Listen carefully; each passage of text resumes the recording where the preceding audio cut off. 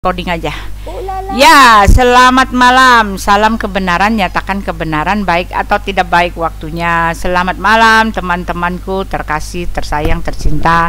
Pada malam hari ini saya masuk di channelnya Uniriva, channelnya Kores. Saya didampingi oleh Pak Wahyu Ilahi. Hari ini kami ingin meluruskan segala penyimpangan-penyimpangan dan mencari menunjukkan kebenaran kita ya. Inilah metode kita dalam menceritakan tentang siapa Tuhan kita Yesus Kristus ya. Semoga teman-teman yang melihat ini semua mendapatkan keteguhan, mendapatkan penyegaran dan mengerti, makin mengenal Tuhan kita Yesus Kristus yang benar gitu ya teman-teman. Ya, terima kasih. Saya akan bergabung sebentar ya teman-teman. Saya akan gabung dulu. Nah, ini dia Riva Mau TV, Riva Majnun ya, saya panggilnya Riva Majnun ya, Lela Majnun. Tante ya. Wampret. Ya, ini Riva Majnun sudah hadir, lalu dengan Kores Abdul Abu Bakar Komar ya kan, Komar Abu Bakar. Ya, saya didampingi. Pak, ngomong gua kok hari ini beribet sih. Saya di hari ini didampingi oleh Pak Wahyu Ilahi. Selamat malam Pak Wahyu Ilahi. Kalian sudah live belum kan? Belum live kan? Selamat malam semuanya. Dari tadi gua. Ya, suara gua kedengeran juga dong kalau udah live mah. Ya nggak apa-apa sih. Ya sudah. Ya, mana itunya timernya? Nggak ada timer kah? Nggak ada orang kah di dalam sini? Siapa timernya Bang Dedi? Ada timer Bang. Itu ada Pak Hamba. Bang Ucok, monitor Bang Ucok. Wah, lagi sepi nih. Bang Ucok. Coba Bang Ucok. Ada. Bang Ucok.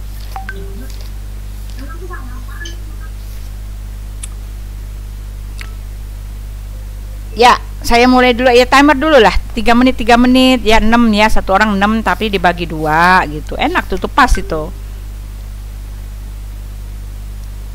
Mana Bang Ucok ini? Pak Hamba bisa timer Pak Hamba? Bisa. Oke. Ya. Kalau bisa ditampilin di ini aja Pak Hamba, Iya. di profilnya aja. Nanti respon. Ntar ya ntar. Gak ngalangin ini. Gak ngalangin share screen. Tola'au Badaru alaina. Ini mantap ini. Kores, ada yang bilang kamu katanya LGBT ya? Buti kali nggak ada cowoknya tuh. Tante Uti tuh gampang timernya. percaya ya kita gitu aja. Kalau gua Kristen baru gua LGBT. Itu udah viral ya, Kores Paham. LGBT. Di profil nggak bisa ya? Pak Hamba. Ngeri ya orang-orang Kristen itu ngasih info ke Tante Uti sampai segitunya menjatuhkan pribadi ya. Kita nggak pernah ya. Enggak, gue bercanda, nggak ada yang bilang, orang gue cuma bercanda. Halo. Itu katanya udah viral. Ya kan gue bercanda. Emang siapa sih Kores sampai viral-viral? Siapa dia viral-viral? Penatua. Bercanda. Udah cepetan. Tante Uti Wampret teteteteteo. Udah, ini timernya udah ada. Ya sudah, silakan. 6 menit. Ya, bentar. Kriteria kitab suci. Apakah Biblos ataukah Al-Qur'an?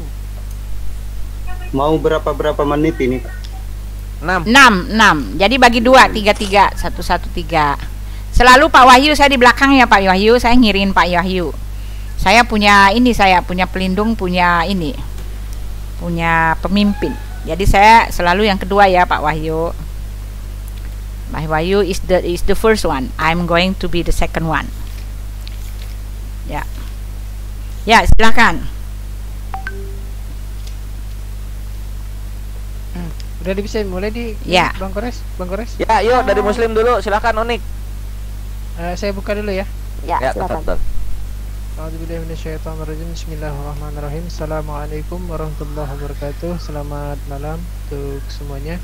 Baik, pada kesempatan malam hari ini kita akan mengadakan diskusi antara Islam dan Kristen, yaitu untuk dari Muslim ada Bang Kores dan Ibu Uni Rifa. Kemudian dari Kristen ada Pak Wahyu Ilahi dan Ibu Uti Watimena. Yang mana tema kita pada malam hari ini adalah kriteria sebuah kitab suci, yaitu antara Al-Quran dan Bible. Baik, tanpa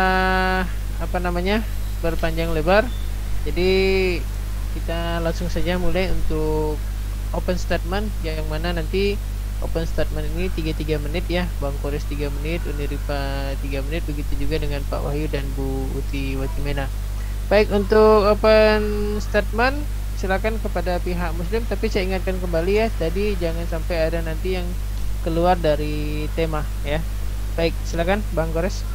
Jadi gini, timernya kalau sudah dijalankan saya hilangkan dulu. Nanti kalau mau habis baru saya tampilkan lagi ya. Nggak usah Pak, gini aja. Saya lebih suka begini. Jadi kita bicara, kita bisa ngelihat waktu kita berapa menit, jadi lebih cepat, lebih apa. Jangan Ya aman, nggak akan keganggu kok. Ini share screen-nya bisa Iya. 2 perangkat. Jadi timer nggak akan ketutup kok. Lanjut. Udah. Yuk gas udah. Silakan. Bismillahirrahmanirrahim. Assalamualaikum warahmatullahi wabarakatuh. Bismillahirrahmanirrahim. Waalaikumsalam warahmatullahi wabarakatuh. Baca doa dulu kita ya. Bismillahirrahmanirrahim. Semoga lancar. Jadi selamat malam teman-temanku yang oten yang ada di tempat Tante Uti. Hai yang sangat-sangat sayang sama saya. Jadi kali ini Pak Wahyu selamat malam, Tante Uti selamat malam. Hari ini kita berdiskusi tentang apa sih itu kitab suci, atau mana sih kitab suci, yang bisa dikatakan kitab suci yang mana sih, kriterianya gitu.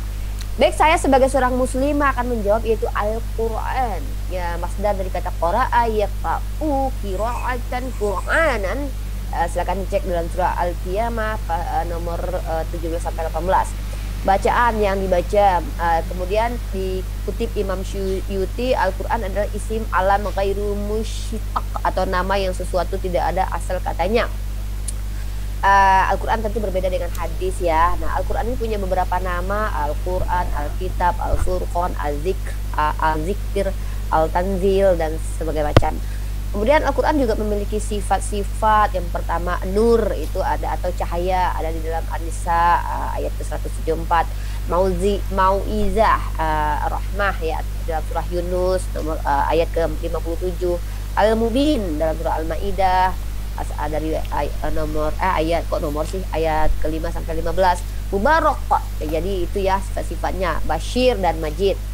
Kemudian kalau kita bicara tentang Al-Quran, apa itu Al-Quran? Adalah kalamullah, perkataan Allah, kehendak Allah, dan wahyu Allah.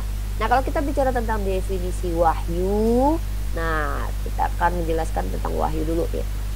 Dalam bentuk kata benda atau isim, penggunaan kata wahyu dalam Al-Quran selalu berbentuk isim masdar dari sulasi mujarad yang terbentuk dari wazan fa'alun, yakni wahyun. Adapun ketika berupa kata kerjanya fi'il, kata wahyu dalam Al-Quran seringkali berbentuk fi'il sulasi mazid, terlebih dari bentuk fi'il madhi dan fi'il mudhari yang mana berbentuk wazan yufa'ilu, af'ala, begitu kurang lebih secara bahasa.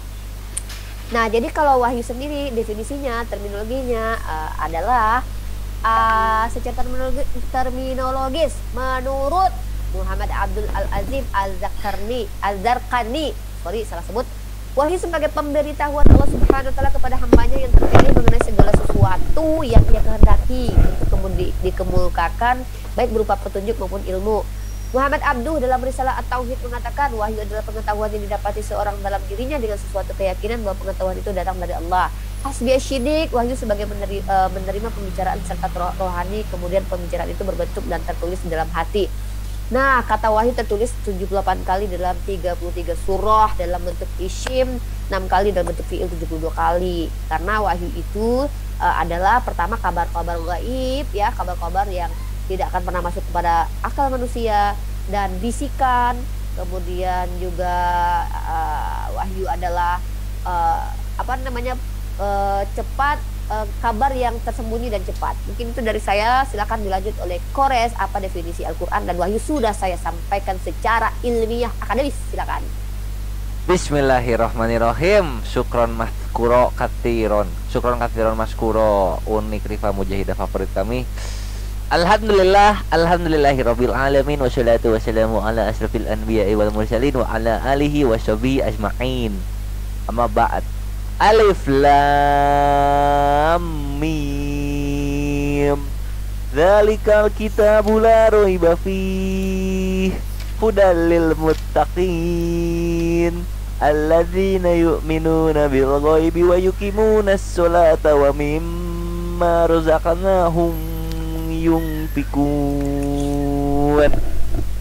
Kitab Al-Quran ini tidak ada keraguan padanya, penunjuk bagi mereka yang bertakwa, mereka yang beriman kepada yang gaib, melaksanakan sholat dan menginfakkan sebagian rezeki yang kami berikan kepada mereka. Dan mereka yang beriman kepada Al-Quran yang diturunkan kepadamu ya Muhammad, dan kitab-kitab yang telah diturunkan sebelum engkau, dan mereka yakin akan adanya akhirat, merekalah yang mendapat petunjuk dari Tuhannya, dan mereka itulah orang-orang yang beruntung.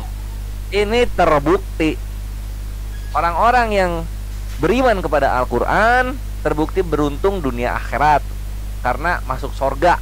Semua yang beriman masuk sorga, ujung-ujungnya sorga. Walaupun nanti ada beberapa yang akan mendapatkan siksa dulu untuk menghapus dosa di neraka nanti sebelum ke sorga. Lalu kemudian beruntungnya di dunia gimana? Akan terjaga oleh kaum muslimin yang lainnya gitu. Itulah kenapa Nabi kami rahmatan lil alamin, sebagai Nabi yang diturunkan wahyu Al-Quran kepadanya. Tidak bisa begitu, karena dalam dunia pun ada hukum-hukum Al-Quran yang ditetapkan agar orang-orang merasakan aman serta adil. Jadi Al-Quran ini ditentukan sebagai hukum agar orang-orang tidak berbuat zalim. Bukan sebuah kitab suci yang dipaksakan kepada korbannya, kepada kriminal, supaya korban kriminal ini legowo. Nah itu bukan orang yang beruntung, itu orang yang diperbudak namanya. Itu orang yang diperbudak. Itulah perbedaan Al-Quran dengan kitab-kitab suci yang terdahulu terutama gitu. Sehingga Al-Quran ini adalah yang nyata pegangannya sebagai evaluator kitab-kitab terdahulu dan sebagai pegangan orang-orang beriman yang akan beruntung di dunia dan akhirat. Dan kemudian di Asyura ayat 192 sampai 195. Oke. Oke, demikian tadi open statement dari pihak Muslim. Sekarang kita lanjutkan open statement ke pihak Kristen. Pihak Kristen apakah mau langsung dibagi 3 menit atau Iya, biasa 3 menit. Oh, di ini kan aja. Iya. Paham, Mbah, dibagi 3 menit. Oke, siap. Silakan Bu Uti atau Pak Wahyu selalu, Pak Wahyu mendahului selalu. Ya. Pak Wahyu? Pak Wahyu? Pak Wahyu. Nah, loh. Oh iya. Ya, silakan Pak. Oh, kedengaran ya. Ya. Oke. Ya, saya terima kasih teman-teman ya, saudaraku yang terkasih yang ada di room ini ya. Ya, dalam nama Tuhan Yesus ya, saya akan menjelaskan apa itu kitab suci ya, atau Alkitab ya, atau dalam bahasa Inggrisnya Bible ya. Alkitab atau Bible dalam bahasa Inggris adalah sebutan yang digunakan untuk kumpulan naskah ya, yang dianggap suci dalam Yudaisme atau Kekristenan. Jadi Alkitab itu adalah naskah-naskah yang terjadi ya, sesuatu yang terjadi, yang nyata, historikalnya jelas. Jadi Alkitab bisa dipertanggungjawabkan secara historikal, secara ilmiah, karena memang ditulis tidak dari cerita atau tidak dari dongeng, tetapi dari sebuah kejadian. Jadi Alkitab kita di dalam Bible itu, baik perjanjian lama ataupun perjanjian baru, itu bisa dibuktikan secara historikal, kejadiannya dilakukan dan disebut juga sebagai kitab sinopsis, yaitu yang terjadi, dituliskan, disaksikan. Jadi bukan kitab dongeng, kitab hanya ceritanya, atau kitab saduran, atau kitab kutipan dari kitab lain. Ya, maka Alkitab itu sangat rinci dalam menjelaskan setiap kejadian, setiap kronologi kejadian. Maka Alkitab kita sulit untuk dibantah, karena itu terjadi ya. Apa yang tertulis di dalam kitab kita yang menjadi keyakinan kita itu bukti historikalnya ada, manusianya ada, kejadiannya di mana, dan penyertaan Tuhan itu terjadi. Oleh karena itu Alkitab itu harus bisa dipertanggungjawabkan secara historikal, secara filosofi, secara sosiologi, dan secara kesaksian, karena memang itu dilakukan atau terjadi dan dilakukan oleh orang yang mengalami itu. Ya, Alkitab berbicara bagaimana Tuhan berbicara untuk menyingkapkan isi hati Tuhan melalui para nabi-nabi. Nah, nabi-nabi itu sudah ditentukan itu harus dari bangsa Yahudi, dari keturunan Ishak melalui Yakub dan seterusnya. Demikian penjelasan tentang kitab suci yang bisa saya sampaikan. Terima kasih. Ya, saya mau menambahkan ya, masih ada sisa itu ya. Ya, terima kasih Bapak Ibu sekalian. Salam kebenaran, nyatakan kebenaran baik atau tidak baik waktunya. Berbicara tentang Alkitab ya, Alkitab itu artinya kitab di atas segala kitab ya. Jadi kitab di atas segala kitab itu artinya ya lebih di atas segalanya gitu ya. Tentu saja isinya adalah lebih di atas segalanya. Isi di dalam Alkitab itu bukanlah tidak ada ya. Kalau kita melihat ya, dimanapun di dunia ini tidak ada kitab yang katanya gedebuk dari langit, itu tidak pernah ada ya. Kenyataannya memang kitab ini ditulis atau dibuat atau dijadikan oleh manusia ya. Betapapun diklaim, tahan dulu ya, kita setting waktunya dulu. Oke, silakan Bu. Ya, betapapun itu diklaim sebagai wahyu dari Tuhan gitu kan.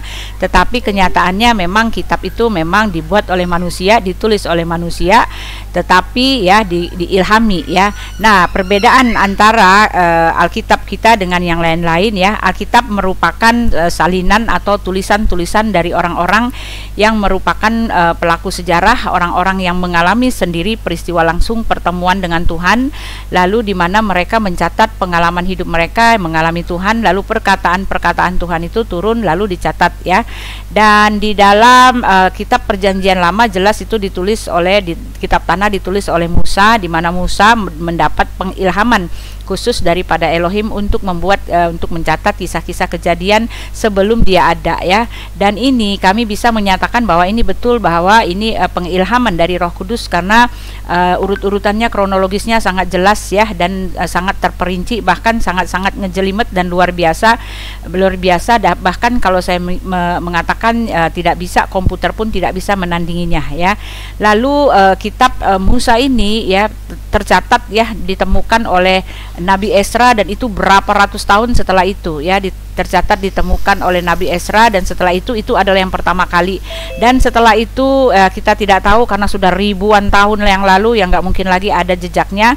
Tetapi bersyukur sekali karena sebelum itu hilang ya, banyak sekali salinan-salinan yang dibuat oleh orang-orang yang diilhami juga ya. Mereka menyalin salinan-salinan yang mereka temukan itu ya, misalnya di Codex Sinaiticus, Codex Alexandrianus, dan Codex Vaticanus ya. Nah, masalahnya salinan-salinan ini masih tetap terjaga sampai sekarang ya. Codex Alexandrianus itu salinan dalam bahasa Ibrani ya, yang dan bahasa Yunani ya, ada di abad 5, dan kita mengetahuinya bahwa itu ada terletak di Inggris gitu kan. Lalu Codex Vaticanus ya, dia ada di Vatikan ya, dan diterjemahkan juga ya, ada salinan lalu diterjemahkan di dalam bahasa Greka ya, dari Perjanjian Lama pada tahun 285 Masehi, dan dibuat di Mesir gitu. Ya, setelah itu dibuat lagi terjemahan ya, terjemahan Samaritan Pentateuch gitu kan, terjemahan lalu tersebarlah ke muka bumi ini gitu loh. Terjemahan lalu di situ juga setelah terjemahan dibuat lagi itu ya, daftar kanonnya ya. Ya, Eusebius yang setahu saya tahun 313, Antanosius 315 ya, Rome, Rufina, Agustin, Kantago ya, seperti itu ya. Jadi luar biasa pelacakan dari kitab kami itu, luar biasa ya, tercatat dan itu terurut, dan itu betul-betul spektakuler. Tidak ada yang menyamai itu. Karena apa? Karena itu berdasarkan dari Tuhan dan dituntun oleh Roh Kudus untuk membuat pembukuannya sangat sah. Tidak ada yang bisa menyamakan ya pembukuan dari Alkitab, karena itu dari Tuhan. Oke, ya itu dia.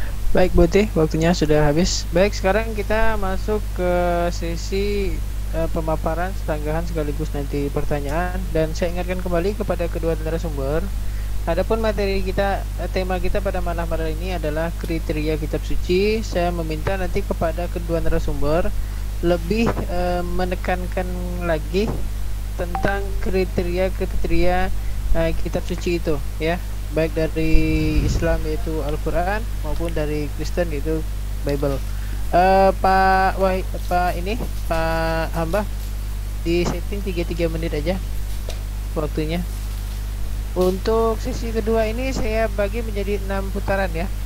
6 putaran, setelah itu nanti akan ditutup dengan closing statement. Silakan ke pihak Muslim, siapa duluan?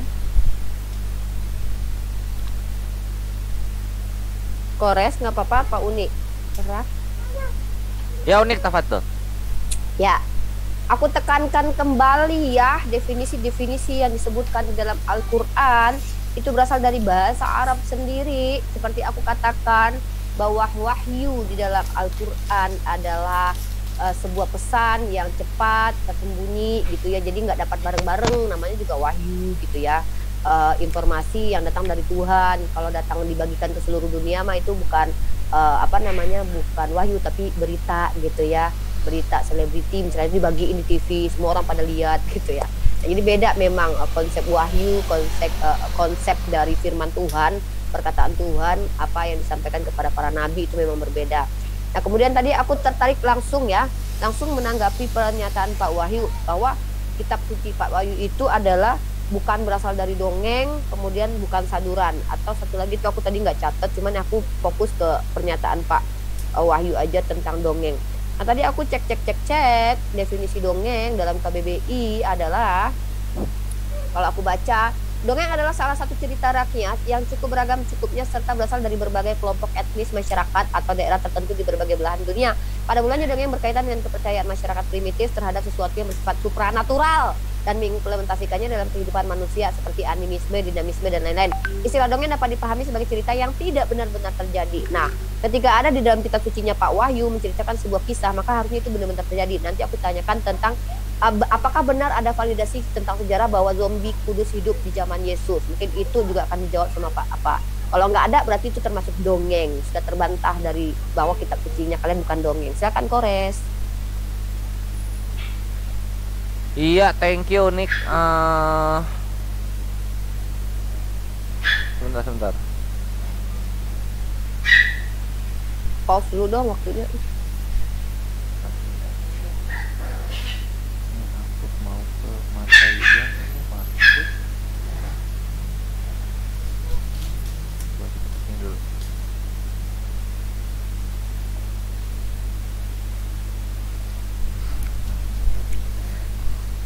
Bentar ya. Sabar ya guys, kita pakai istirahat dulu. Oh ini dia.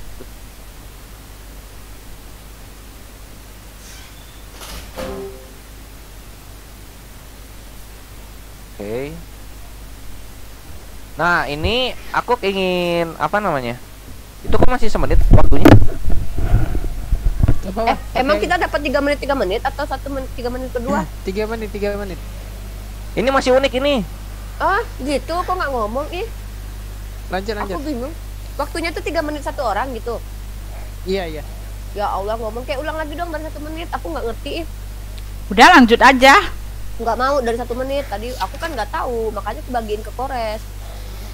Ulang lagi dong timer dari Oke.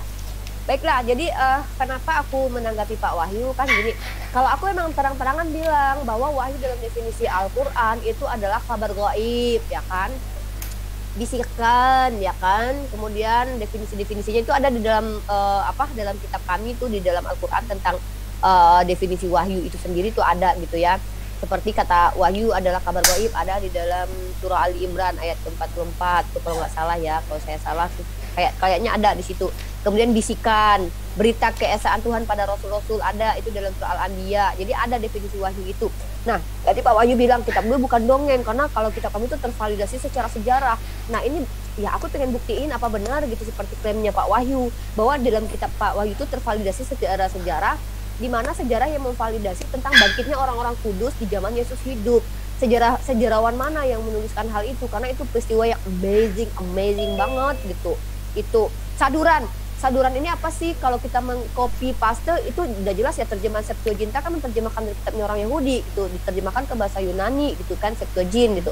Baik, itu boleh ini dikatakan saduran sih. waktunya sudah habis. Jadi tadi saya tangkap ya pertanyaan dari Uni tadi, apakah kitab suci Kristen itu sebuah kitab dongeng? Nanti silakan dibantah oleh pihak Kristen. Silakan Bang Kores.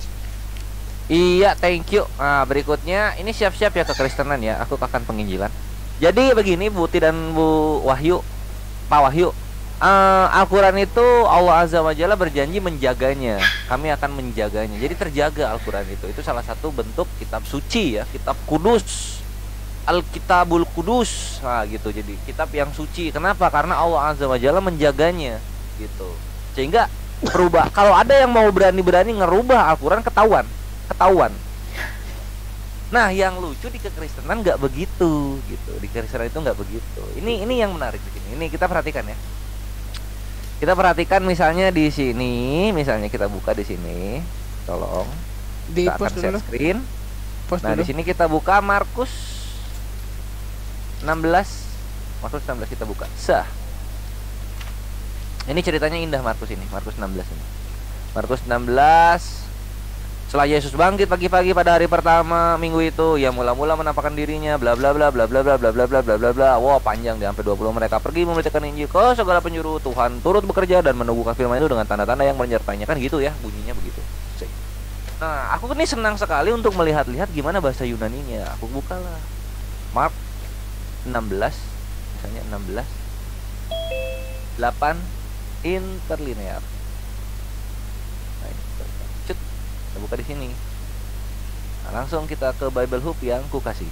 Buat dia. Nah, di sini tuh EP Bontogar ya, EP Bontogar. Nah, mereka takut. Oh, mentoknya kok sampai sini ya? Lah, tapi kalau di sini kok banyak. Habis mereka takut itu kok banyak di sini. Karena takut, duar, banyak banget ini, nambah dari mana? Kok bisa begitu? Nah, coba kita lihat yang 7-nya ada nggak? Yang 9-nya. Oh, 9-nya ada juga. Menarik nih. Oh, berarti sampai 20 ada lah ya. Sampai 20 ada. Oh, sampai 20 ada. Ini yang Bible Hub. Aku penasaran bahasa Yunaninya gimana sih berkembangnya ini Markus 16 dan juga cerita-cerita biblos lainnya. Ceklah aku ke kodek-kodek tertua. Kita ke kodek Vatikanus. Ini kodek Vatikanus ya. Di sini juga Epo Bolontogar, mereka takut loh. Kok berakhirnya di sini? Di sini apa? Kata Markon. Markon itu Markus ya. Kata itu according menurut Markus. Abis nih.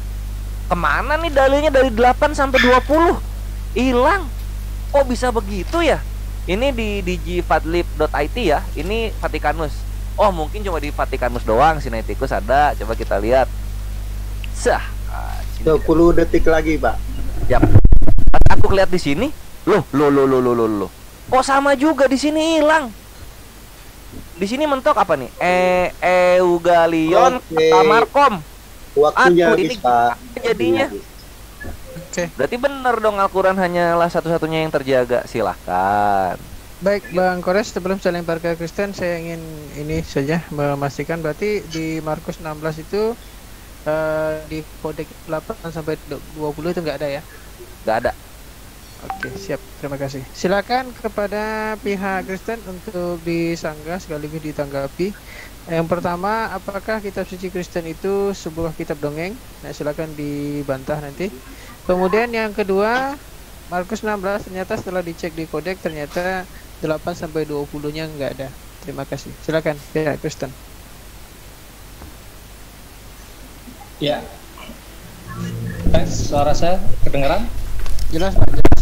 Oke, ya terima kasih ya. Jadi berbicara tentang Markus ya, Markus adalah salah satu murid dari Tuhan Yesus. Bagaimana dia menuliskan ya kejadian itu ya. Apapun yang ditulis itu berdasarkan sinopsis, yaitu Injil sinopsis itu adalah Injil yang terjadi. Ya, jadi di situ kan baru dikutip di situ ya. Tentunya kan ada terjemahan-terjemahan yang lain yang belum ditampilkan. Baik, saya juga akan menampilkan juga menanyakan. Yang pertama di dalam surat Al-Baqarah ya, Al-Baqarah surat 2 itu kan ditulis alif lam mim. Apakah artinya? Kan tadi Bang Kores sangat baik menjelaskan bahwa Al-Quran itu terjaga dan yang menjaga Allah sendiri. Apakah betul ya? Nanti akan kita cross check apakah yang tertulis di dalam kitab Al-Quran yang beredar di Indonesia ya, yang kita pakai di Indonesia itu apakah masih terjaga dan artinya pun akan sama. Tentunya nanti kita akan buktikan satu persatu ya. Baik, saya juga mungkin nggak bisa share screen sih sayangnya sih ya, saya sebentar ya. Sebentar ya. Waktunya di pause dulu waktunya. Ya di pause dulu Tutup ya. ya. Mungkin saya pakai ini aja ya, pakai kamera ya.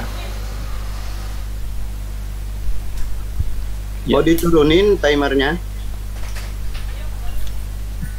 Tadi sudah Aduh, beli. nggak bisa ya, nggak bisa untuk pakai kamera, nggak bisa ya. Coba di ini aja ya, kata alif lam mim itu artinya apa, kan begitu ya. Nanti terus kemudian kalau memang terjaga dan itu menjelaskan tadi Bu Rifa juga sebagai nur cahaya, tentunya ada artinya. Dan kemudian apakah betul itu terjaga, nanti kita akan sampaikan, kita akan juga tanya ya.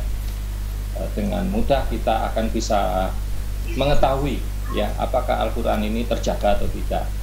Tentunya kita memiliki cara yang untuk mengetahuinya. Demikian Bu Uti, mungkin Bu Uti mau menambahkan, waktunya saya kasih Bu Uti, masih banyak nih Bu Uti. Iya, kalau dibilang Al-Quran terjaga, ada peristiwa pembakaran Al-Quran yang pertama gitu kan.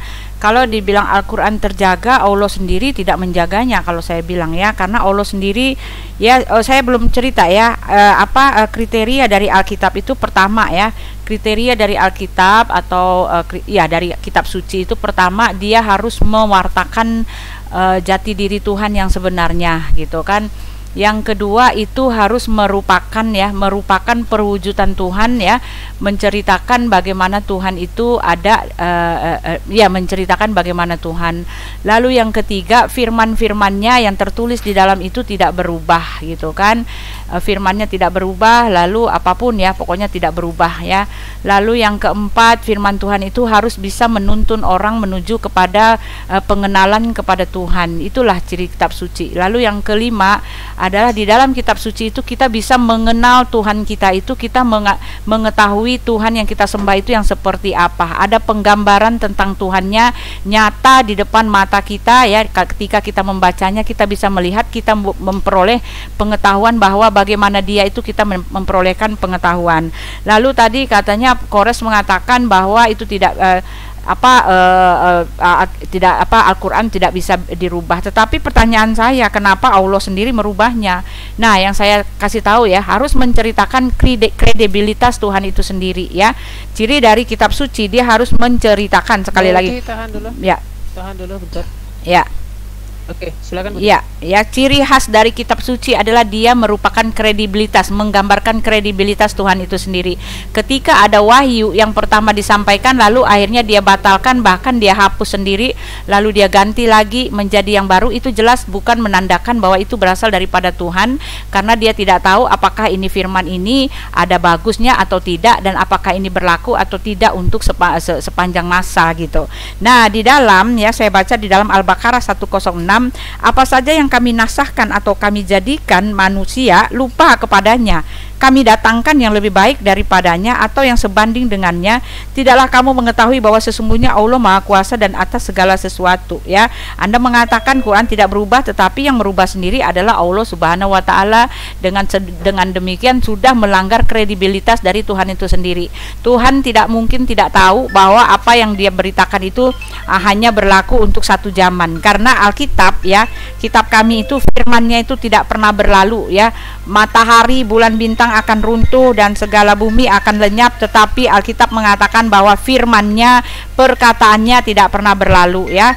Karena perkataan Allah itu tetap, perkataan Allah itu punya kuasa, dan perkataan Allah itu adalah firman gitu loh ya. Jadi bohong banget ya kalau Kores mengatakan tetap, karena Allah sendirilah yang membatalkannya, melenyapkannya, membatalkannya, dan menggantikan yang baru ya. Lalu pertanyaan saya ya, apakah ada bukti bahwa Al-Quran itu yang aslinya masih ada sampai sekarang, sehingga kalian masih bisa menjadikan acuan bahwa kitab kalian itu adalah yang sekarang itu adalah yang dulu gitu? Adakah kalian mempunyai itunya? Ya, silakan. Oh pasti ya. Nah, jawaban saya untuk Markus ya. Markus ya, saya mau kasih tahu Kores ya. Karena Alkitab itu dia berhenti, proses kanonisasi itu berhenti sampai tahun 397. Ya, karena begitu banyak tulisannya. Di dalam Markus 16 itu ya, saya mempunyai Alkitab di dalam bahasa Inggris dan ini terbitan tahun 60 ya. Tahun 1960. Di situ dituliskan bahwa apa yang kamu bilang hilang itu tertulis di bawahnya ya. Tertulis di bawahnya di dalam, tadi kamu Markus 16 ya. Tertulis di bawahnya, di situ jelas dikatakan ya bahwa seharusnya ayat yang di sini dia ada di ayat yang ke-16, lanjutan dari ayat yang ke-16. Ya, ini di dalam bahasa Inggris ya. Di dalam bahasa Inggris telah memberitahukan. Kenapa ini bisa terjadi? Ya karena itu ya, karena salinan yang pertama telah ditulis, tiba-tiba ditemukan lagi salinan yang selanjutnya ya. Jadi tergantung dari mana mereka mengambilnya. Zaman dulu salinan yang selanjutnya itu ketika ditemukan ditambahkan, nggak kayak copy paste ya, tentu disisipkan gitu loh. Oke ya. Oke. Ya. Ya, Bang, mau tanya Bang, bisa nggak ya ini start video saya dihidupkan dari situ ya? Di sini kok disable from host gitu ya? Oh gitu. Bang Ya, Kores, coba. bisa di setting nggak ya Bang Kores? Iya, biar nanti saya videokan Udah. mana yang saya. Udah. Oh udah Bisa Pak, ya? udah Pak. Baik, itu tadi ya pemaparan sekaligus sanggahan dari pihak Kristen. Cuman di sini saya melihat untuk pertanyaan Uniripa tadi belum ditanggapi, apakah kitab suci Kristen itu sebuah kitab dongeng? Karena Uniripa tadi sempat menyinggung kitab Wahyu salah satunya. Apakah ini kan kalau Itu menurut bukan Wahyu itu loh, tentang orang kudus bangkit. Katanya kan definisi dongeng itu kan sesuatu yang tidak terjadi sebenarnya, tapi tertulis di dalam. Tadi Pak Wahyu juga bilang bahwa kalau kitab kami bukan kitab dongeng, tervalidasi secara sejarah. Nah, aku menuntut itu pembuktian klaimnya Pak Wahyu. Apa benar bangkitnya orang kudus itu tervalidasi secara sejarah siapa gitu. Oke, baik Pak Wahyu, Bu Uti, apakah bisa ditangkap masuk dari Iya, Bu tadi Niripa? kan sudah saya sampaikan ya bahwa itu kejadian itu kan tentunya pasti menjadi kesaksian kan begitu ya. Maka dikatakan Injil sinopsis itu apa yang dilihat, didengar dan dirasakan itu yang dituliskan. Oke, nanti bisa ditanggapi di si Kristen ya, nanti silakan nanti. Baik, untuk pihak Muslim ini kita masuk ke putaran kedua ya. Tadi dari Kristen juga sempat menanyakan apakah Al-Quran masih tetap terjaga. Kemudian juga Ibu Uti juga sempat memaparkan bahwa di tahun 1960 yang tertulis dalam bahasa Inggris itu tertulis di bawahnya, yaitu yang Markus 16 tadi. Silakan pihak Muslim.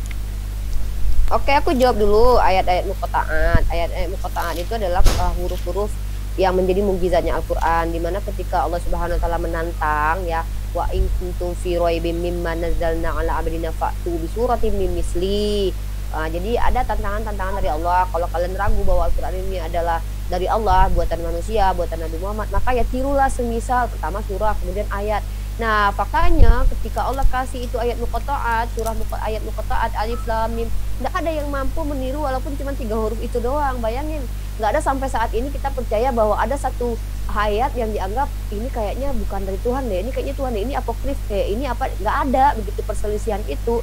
Bukan berarti Al-Quran tidak bisa dipalsukan ya, tapi akan ketahuan kalau ada yang memalsukan. Tiba-tiba ada aja ayat mim, sa, dal gitu, orang tahu, oh ini nggak pernah ada di zaman Rasulullah. Jadi orang tahu bahwa Al-Quran itu terjaga, begitu maksudnya ya. Definisi tidak bisa ditiru itu tidak ada yang berselisih tentang bahwa ini Al-Quran firman Tuhan atau tidak. Kemudian juga huruf muqatta'at ini termasuk ke dalam ayat mutasyabihat. Kalau kita baca dalam surah Ali Imran ayat ke-7, bahwa Allah itu menurunkan Al-Quran, diantaranya ada ayat-ayat Muhammad, yaitu ayat pokok-pokok Al-Quran.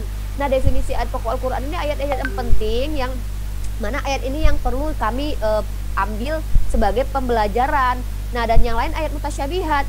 Adapun orang-orang yang dalam hatinya condong pada kesesatan, Mereka mengikuti yang mutasyabihat untuk mencari-cari fitnah, untuk mencari-cari takwilnya. Padahal tidak ada yang mengetahui takwilnya kecuali Allah. Dan orang-orang yang ilmunya mendalam berkata, kami beriman kepadanya Al-Quran. Karena kami tahu tadi Allah sudah menantang nih. Makanya kami orang beriman bahwa pembuktian Al-Quran ini benar.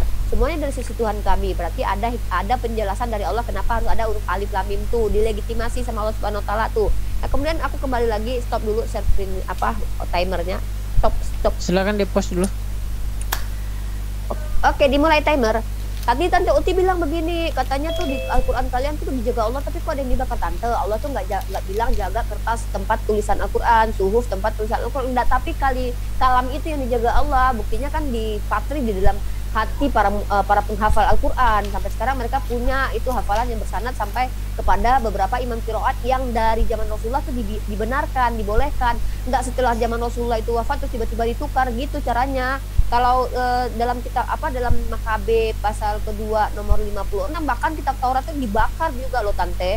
Setiap kitab Taurat yang ditemukan dikoyak dan dibakar itu ada loh kejadiannya. Kalau Tante harus tahu, Taurat itu dibakar di abad sebelum Masehi kalau saya tidak salah. Nah, kemudian Alkitab tentang Alkitab, ingat tadi ya Matius 27:51-53 belum jawab ya, aku minta penjelasannya tentang zombie kudus itu validasinya dari mana gitu ya. Nah, kemudian ya intinya itu ya, kalau aku jelasin lagi bahwa Al-Quran itu adalah kitab suci yang mana tidak ada kontradiksi di dalamnya, tidak ada pendapat pribadi orang lain di dalamnya, tidak ada pendapat orang yang mengaku rasul di dalamnya, tetapi melainkan semua firman Allah yang disampaikan melalui lisan Nabi Muhammad SAW. Dan kalau tidak bisa dirubah sama manusia, kalau Allah merubah menasak mansuk itu bukan kami yang merubah. Kan kalau kitab kalian tuh ditambahin sama penulisnya gitu, kayak Yohanes 1:27. Beda. Kalau Allah yang merubah berarti bukan kami yang merubah gitu. Itu beda. Terima kasih nih. Silakan Bang Kores.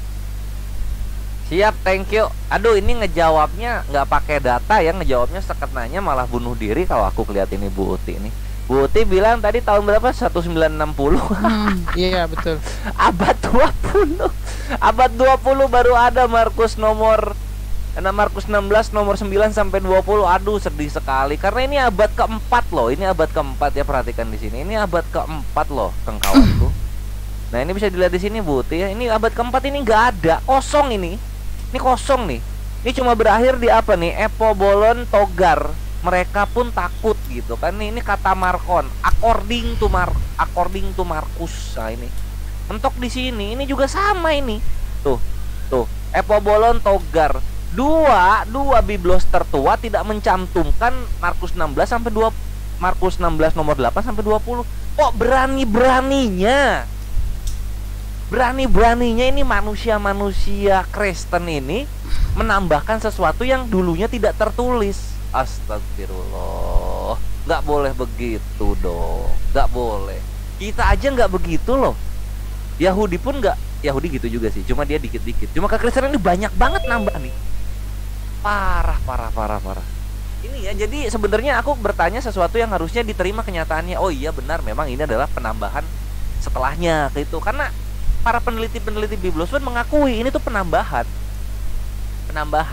Jadi kalau misalnya dibilang kitab suci ya enggak juga ke biblos ini ya. Biblos ini lebih ke kitab Kitab yang dihargai ya gitu. Kitab yang kita toleransi gitu. Kitab suci enggak, karena tidak terjaga gitu. Kalau Al-Qur'an itu baru kitab suci yang terjaga. Karena Allah sendiri yang menjaganya. Dari zaman Nabi Muhammad SAW sampai ke zamannya kita sekarang ini, Al-Quran ya begitu-begitu aja gitu, nggak ada perubahan sama sekali gitu. Aku tuh pengen mana nih kok nggak bawa-bawa yang variasi Al-Quran, soalnya aku udah nyiapin datanya untuk nabok gitu loh. Ayo dong dikeluarin yang bagian itunya, nunggu banget ini. Karena kalau soal biblos ya kita udah tahu bersama ya. Ini baru satu, aku masih ada banyak lagi nih. Ini kalau kita misalnya ini perhatiin ke sini. Sini Bu Uti sama siapa? Pak Wahyu, kiri silakan. Tekstual varian in the New Testament ya, perhatikan. Ini adalah gudang senjata aku bagi-bagi aja ke Kristenan. Nah, update terakhir itu ada 750.000 ya tekstual varian. Nah, ini dari Peter J. Guri. Terus ini adalah ininya kumpulan-kumpulannya. Lihat, perhatikan nih. Kita buka satu nih, Matius. Dar. Wow, ada banyak banget ini. Lihat tekstual varian. Kita buka yang Matius Matius 5 lah ya. Kita buka Matius 5. Benar. Sebentar Bang Kores, Pak ini Pak Hamba berapa lagi waktunya? 3 detik lagi. Oh 3 detik Bang Kores. Oke. Habis. Ya. Yang Oke deh, nggak apa-apa. Sip. Baik. Sebelum saya lempar ke pihak Kristen, apakah tadi poin-poin yang diinikan dari pihak Muslim apakah bisa ditangkap Pak Wahyu dan Bu Uti? Ya. Saya dulu Pak Wahyu. Saya mau coba nge-share screen ya. Silakan ya. Coba saya mau coba nge-share screen tadi diajarin sama si Kores nih. Sebentar ya. Nanti dipertajam saja ini Iya. tanggapannya. Ya. Saya coba nge-share screen ya. Tadi diajarin. Tante Uti udah bisa Sebentar, share screen, sebentar. teman-teman. Kayak gini tadi. Lalu kayak gini. Tadi udah diajarin Kores loh. Lah. Harus bisa. Kok kayak gini jadinya ya? Lah Itu loh. tante ambil yang screennya share iya. screen gitu. Ya, ntar saya balik dulu ya. Ditungguin sampai bisa, tenang, waktu Heeh. aman. Nih ya. Nanti kita ngeliat foto tante Uti nanti. Kok kayak gini? Stop screen dulu, stop share dulu ya. Nih, aku share dulu. Nih, kayak gini nih. Full screen ya. Wah. Screen, share sound udah, lalu share kan? Nah, aku share nih, screen, share sound, share. Nah, lalu you are screening. Nah, sekarang aku coba nih ya. Aku ke WA tadi ya. Aku udah itunya, datanya di WA. Wah, nggak karu-karuan ini malah. Ah, my god, I still don't Itu understand. di OBS atau di OBS ini. Oh, di OBS kita Zoom atuh. Oh, di Zoom ya. Tante Oh, nggak pakai handphone ya? Pakai Aku handphone pakai. aja screen. ada ya. OBS. Share screen. Oh, nggak bisa lah ya. Nih, aku tunjukin Ngapain aja lah. Zoom? Ngapain ke OBS di Zoom share screen tuh? Di Zoom. Iyalah. Aduh, Tante my di God. Zoom, tante masuk Zoom saya. Ngapain ke OBS? Nah, masuk Zoom. Nah, ini ya. Ini screen. Tapi dia kan Share, larinya ke share, OBS. share. Warna Nah. hijau itu loh saya. Iya, Ah, udah. Nih screen. Jangan jangan ke OBS, ke webnya. Apa tadi Udah. webnya? Webnya udah dibuka belum? Oh iya, StreamYard web itu tadi ya? Oh iya. Alt tab. Oh iya. Ya, nih ya. Ngapain ke OBS? Ya. Cara pencet itu. Nah, Aduh, ini kita kan. harus memaklumi tanteku Nah. yang paling cantik sedunia angkasa raya. Mana dia tadi ya? Ya jadi udah itu dulu lah. Pokoknya gini, saya unjukin aja lah. Gua puyang masih ini. Nih ya. Ajarin lah tante. Ya, saya mau ini ya, kasihan orang nungguin ya. Jadi begini ya. Jadi yang di dalam ini kan saya udah bilang ya, proses kanonisasi itu ya disalin ditemukan lagi ya. Di dalam Alkitab ya, Alkitab bahasa Inggris tahun 1960 nih saya unjukin ya. Nih Alkitabnya ada. Saya mau itu cuma saya nggak bisa. Coba bisa nggak ya, kelihatan nggak start videonya ya? Start video. Nah, ini dia. Ya, ditulis di sini ya. Ditulis, saya bacakan ya, teman-teman, saya bacakan ya. Maaf saya lagi ini ya. Di bawah ayat 20 ya, disinilah ya, edition ya, tambahan ya. And they promptly reported. Tan di foto terus kirim aku biar aku yang Ya, fotoin. nih aku kirimin ya ke kamu nih ya, sekarang nih ya. lewat WhatsApp. Ya, ke Riva. Tahan dulu waktunya. Ya, sebentar ya. Kamu Sampulnya mencari kelemahan di Alkitab itu yang remeh-temeh gitu, tau nggak? Sampulnya saya Ya, di foto, nggak ini. terus Ya, ntar aku ini ya, Riva ya, nih aku kasih nih. Babyku bala-bala. Yang remeh-temeh, yang dicari, yang nggak penting gitu, kayak aduh mengais-ngais gitu loh ya. Nih coba ya, ngais-ngais, sudah dibilang itu prosesnya tuh ditemukan lagi. Nah, kalau ditemukan lagi disalin ulang. Nah, untuk disalin ulang itu kan zaman dulu kan nggak ada paste gitu loh, diinsert masukin ke bawah gitu, kagak ada, terpaksa nulis lagi di bawahnya. Nah, ini jelas yang diambil yang di sini ya, di dalam Alkitab bahasa Inggris dia ngambilnya yang ditemukan lalu disalin yang di bawahnya ya. Itu yang harus dikau perhatikan kepada ini ya. Aduh, ntar aku ini dulu ya, itu dia seperti itu ya. Ini saya bacakan dulu supaya nggak lama ya. Saya bacakan dulu nih, saya bacakan ya. Edition, and they promptly reported all these instructions to Peter and his companions, and after that Jesus himself sent out through them from east to the west and secrets the imperishable proclamations of internal salvation ya. Nah, di sampingnya nih edition a few letter ya, beberapa ini ya, beberapa tulisan hilang, memang dibilang ya miss atau bukan hilang, agak miss tempatnya ya. And version contain this paragraph usually after verses 8 if you have it at the end of the chapter. Ini udah ada keterangannya. Nah, ini yang kamu bilang kenapa nggak ada itu ya, ditemukan lagi, disalin ulang ya. Ada yang memakai yang sebelum disalin, ada yang memakai sesudah disalin. Itu saja masalahnya. Kalau masih bertanya, itu hanyalah penyelewengan Anda yang mau menyelewengkan ya. Lalu kata Rifa tadi ya mengatakan ya, Rifa tadi mengatakan ya, oh itu kan Tuhan yang merubah. Nah, ini masalahnya. Kenapa Tuhan kamu tidak bisa begitu? Justru ketika kamu mengatakan Tuhan merubah, apakah Tuhanmu itu tidak maha tahu?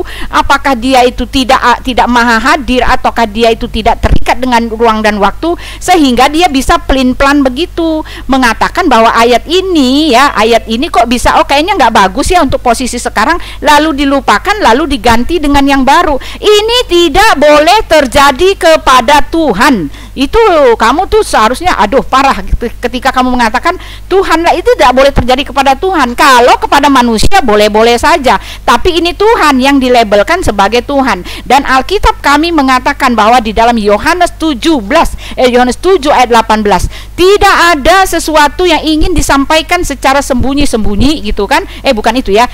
Ya itu dia. Kalau tidak ada sesuatu yang disampaikan secara sembunyi-sembunyi. Jikalau kamu ingin diketahui muka umum, tampilkanlah dirimu ke depan. Tampilkanlah dirimu. Ketika dikatakan itu wahyu, semuanya serba tersembunyi.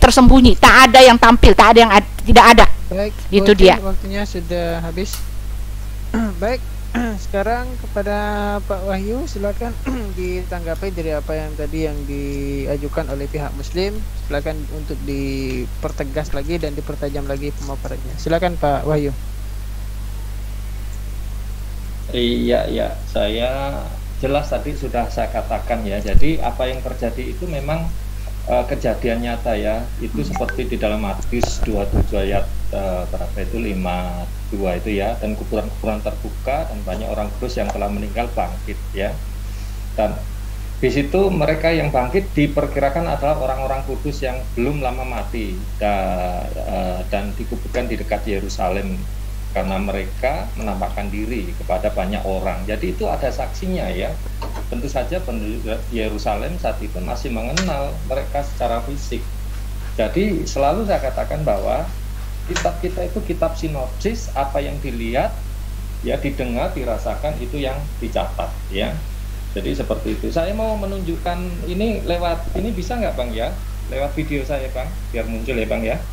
Di post dulu. Nah, di post dulu. Sudah bisa Pak, bisa Pak. Bisa ya, sebentar ya. Di post dulu waktunya. Ya, ini kelihatan nggak ini huruf alif lam mim ini ya? Terlihat nggak di situ Al-Baqarah ya? Kelihatan nggak ya? Halo, kelihatan? Masih, mana lihat? Ntar aku pin coba. Alif lam mim ya di Ya, Al-Baqarah. kelihatan sip. Iya. Artinya apa Bang Kores, alif lam mim? Nggak ada artinya itu. Yang benar. Jangan rubah-rubah lah ya.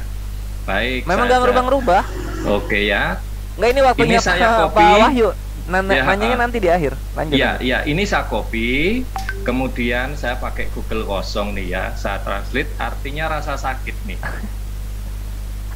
Ya, artinya rasa sakit. Ya, kemudian kalau dikatakan tadi mengatakan bahwa Allah itu tidak merubah-merubah, Allah itu zat, tidak serupa dengan makhluknya, maka kita akan buktikan apakah benar seperti itu ya. Ya, nih lihat ya, ayat 22 di sini.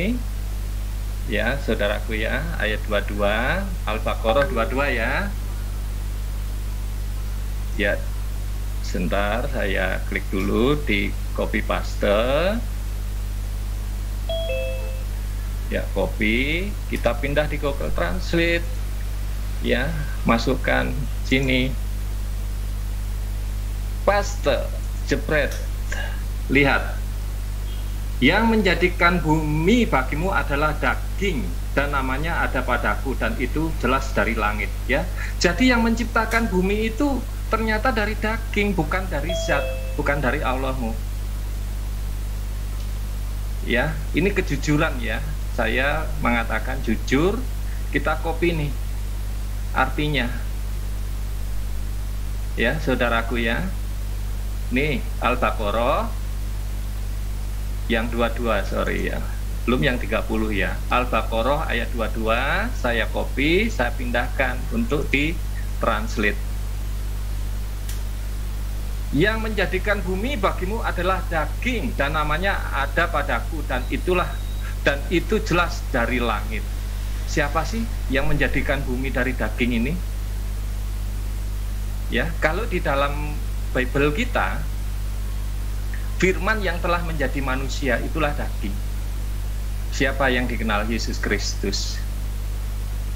Ya, ini satu.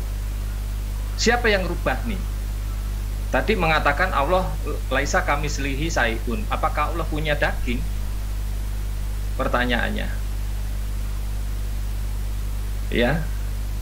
Jadi baik Pak Wahyu, waktunya ya sudah cukup habis. ya. Udah habis ya. Oke. Terima kasih. Iya Pak. Nanti silakan dilanjutkan di sesi Kristen nanti. Baik, kita masuk ke putaran yang ketiga.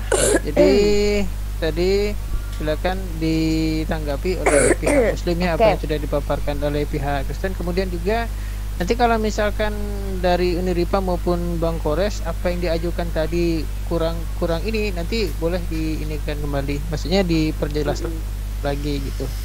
Oke, silakan. Ya, aku mau mempertegas nasak mansuk ya. Kalau Tante Uti bilang gini, kalau manusia yang merubah firman Tuhannya nggak masalah, tapi kalau Tuhannya nggak boleh, kata dia. Dia pakai standar apa aku nggak ngerti. Kita bicara tentang Al-Quran nih. Kalau memang tidak boleh Tuhan merubah firman-Nya di dalam kitab Tante, tunjukin dalilnya dong. Jangan pakai standar pribadi sendiri. Karena bahkan lebih hebat kitab kalian lah. Ketika Yesus tidak membatalkan hukum Torah, malah Paulus membatalkannya loh. Mungkin maksud Tante begitu ya. Tuhan tidak membatalkan, tapi orang lain boleh membatalkan atau merubah lah gitu. Tapi kalau kita bicara dalam Al-Quran, nah ini dia, bukan manusia yang berani utak-atik Al-Quran, yang bisa utak-atik Al-Quran. Tapi nasakh mansukh, contoh nasakh mansukh adalah syariatnya orang Yahudi zaman dahulu itu sudah tidak berlaku lagi kepada umat Islam. Dinasakh mansukh, diganti yang lebih baik Tante dengan syariatnya umat Islam. Contoh, kalau zaman orang Yahudi Tante, itu ya perempuan kalau lagi haid itu apa yang dipegang itu jadi najis.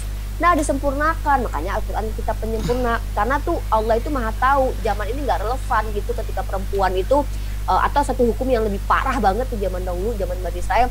Kalau ada yang nggak perawan, seorang istri itu harus ketahuan tuh ya, di depan rumahnya dirajam sampai mati. Itu dinasakh, dimansukh, atau dijadikan lebih baik, berubah menjadi yang lebih baik, relevan dengan keadaan zaman ini, bahwa nggak ada begituan lagi dalam Islam gitu. Bahkan kisos pun itu boleh diganti dengan uang. Begitu kesempurnaan Al-Quran, karena Allah maha tahu bahwa hidup ini berkembang, berjalan. Nggak zaman Firaun, nggak sama aja dengan zaman sekarang. Makanya dinasakh mansukh, itu maksudnya. Kemudian Tante Uti itu lebih suka dia kalau kitabnya itu diganti sama orang lain gitu. Nah, apalagi tadi ya, tentang nasakh mansukh udah aku jawab. Terus satu lagi, dan bahkan Tante ya, di dalam kitab Tante itu yang lebih parah, Tuhan aja Tante ya, ketika dia berfirman Yoyakim tidak akan punya anak yang duduk di kerajaan Daud, tiba-tiba Yoyakim punya anak Yekonya. Gimana tuh, dia aja berfirman nggak terjadi firmannya. Coba tuh bayangkan Tante, aku share screen deh ya, stop waktu, aku share screen, Di post dulu waktunya, paham Mbak? coba waktu Paham, Mbak? dulu, Paham Mbak? waktunya jalan terus nih. Okay. Pak, itu Pak Amba nggak ada kali di tempat. Udah. Tadi aku dari 1 menit itu, 1 menit beberapa itu nggak bisa share screen. You cannot start screen share. Nggak bisa share screen aku. Boleh nggak izin? Aku izin share screen dulu. Bisa ya? Boleh ya? Nggak bisa, masih nggak boleh Os. Oke, boleh. Bisa. Udah bisa ya? Oh, masih nggak bisa? Oh, bisa.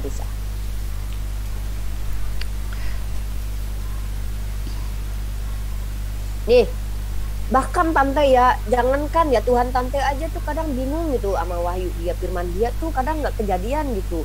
Contoh Yoyakim gitu. Sebab beginilah firman Tuhan tentang Yoyakim dalam Yeremia pasal 36-30. Ya Raja Yehuda, ia tidak akan mempunyai keturunan yang akan duduk di atas kerajaan Daud, tahta Daud gitu. Tapi kalau kita lihat nih di Yeremia pasal 24 ayat 1, lihatlah Tuhan memperlihatkan kepadaku dua keranjang buara berdiri di hadapan bait Tuhan. Hal itu sungguh terjadi di Nebukadnezar Raja Babel mengangkut dengan pemohon Yekonya bin Yoyakim Raja Yehuda. Tuh Tuhan aja bisa tuh firmannya salah tante, dirubah sama keadaan. Nggak tahu tuh siapa yang merubah. Katanya mengutuk Yoyakim nggak punya anak yang duduk di kerajaan Daud. Tiba-tiba Yoyakim punya anak duduk di kerajaan Daud. Dan anehnya di Matius nggak dimasukin lagi Yoyakim jadi silsilahnya Yesus. Padahal jelas-jelas Yoyakim ini kan bapaknya Yekonya atau Yoyakin, kakeknya Yosia gitu. Anaknya Yekonya itu Saltiel kalau nggak salah. Nah itu aneh tante.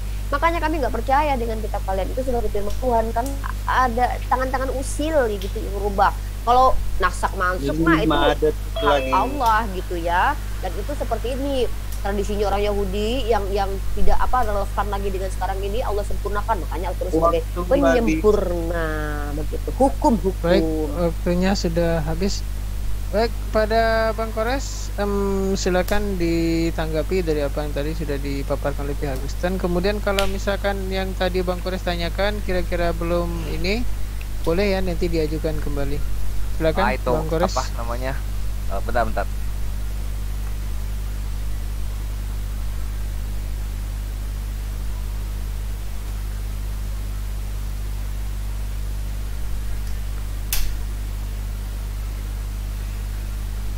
Kok nggak ada suaranya? Cek ya. Ya sekarang ya. Tadi kan udah ya kita buktikan itu bahwa ada penambahan yang bombastis gitu. Barbar sekali nambahnya 8 ayat ya tadi ya. 8 dalil itu ditambahkan, nggak tahu buat apa ceritanya gitu.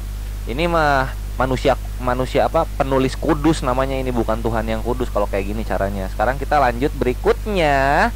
Berikutnya kita akan kita setting dulu. Nah, kita ke sini sekarang. Nah, perhatikan di ini ya. Ini sekarang kita ke Markus 1:41. Bisa dilihat di sini. Bentar. Nah, di sini. Nah, di sini itu ada kata ini ya. Kata ini. Ini kita cari artinya apa.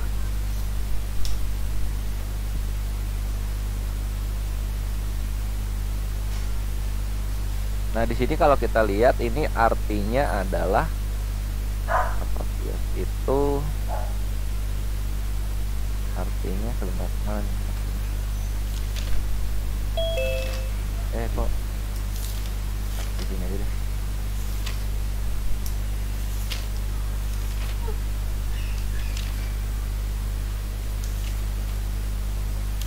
Nah, kok purify? Bukan, sorry, bukan yang ini. Tapi yang sebentar. Satu ayat kata nah ini yang ini ya, kita lihat. Nah ini kalau nggak salah artinya tuh marah ya, jadi ini marah.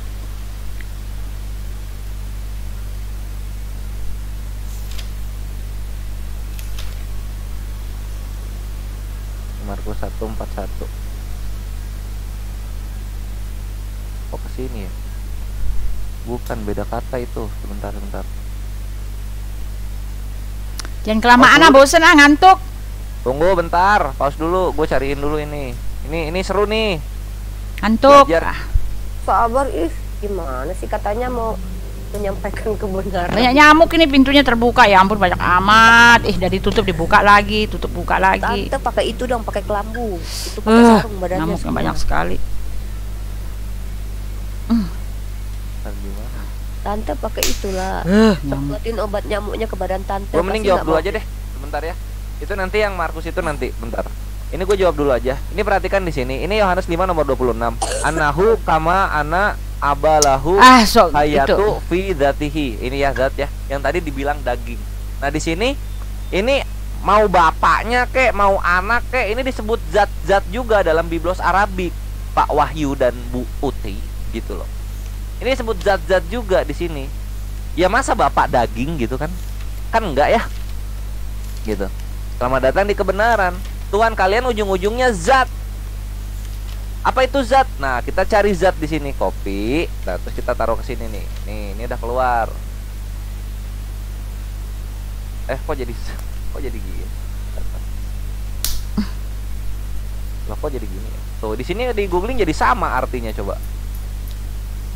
Tapi kalau kita ke Indonesia, kenapa jadi sama ya? Coba ini. Mainannya Google sih. Ya, Wahyu duluan Kan Pak Google Wahyu juga Translate. pakai Ya udah, gua Google. kasih juga Google Translate. Nah, ini di sini jatuhnya sama gitu kan? Ya masa zat jadinya sama, kan bukan gitu harusnya. Zat itu artinya diri sendiri. Oh, bisa begitu ya? Cek aja di sini Yohanes 5 nomor 26. Yohanes. Ya 5, udah kok lama 26. banget sih, udah keburu ya ilah berjam-jam. Apa Lama itu? banget. Coba lihat itunya dong, lihat itunya dong. Buti sabar dulu Buti. Sabar, jangan. Iya, tapi jangan lihat kejang-kejang, timernya Buti. dong. Kalau dikasih lihat data jangan kejang-kejang. Nih lihat Bukan nih. data, Sama-sama bukan seperti kejang-kejang. Bapa mempunyai hidup dalam dirinya sendiri. Dirinya sendiri diterjemahin apa oleh Biblos Arabik? Zatihi. Ini lihat.